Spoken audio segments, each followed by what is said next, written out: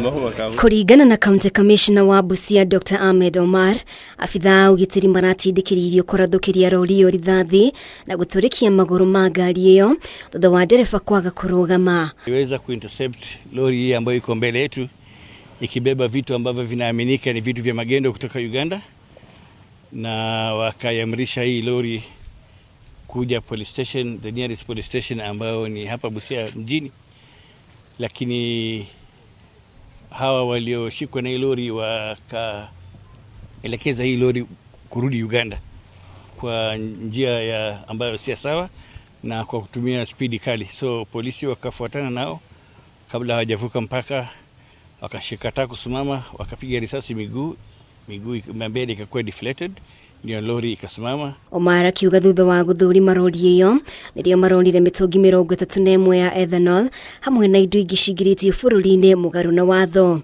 Ni mali ambayo ni haramu na hajalipiwa ushuru wowote. Tunaamini katika hii mizigo ambayo imefungwa na magunia, hata kunaweza kuwa na bangi, hata kunaweza kuwa na drugs zingine ambazo ziko ndani. Ingawaje inaandikwa kwa box ni vitu steel wire, sijui ni viatu, soles za viatu, lakini inaweza kuwa kuna mchanganyiko wa vitu vingine ambavyo si sawa.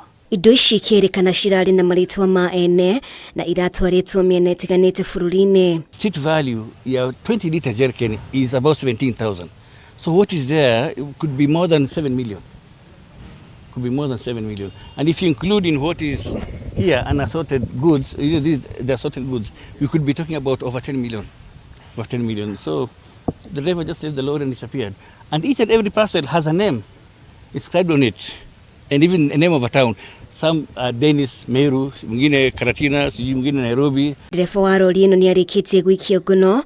Abithaa borithi makiambika uthuthuria wa aria makuruhanitio hari kuingiria indo ici guku bururi-ini. Ngiribotera Kameme TV, ritwa riakwa ni Mumbi wa Chege.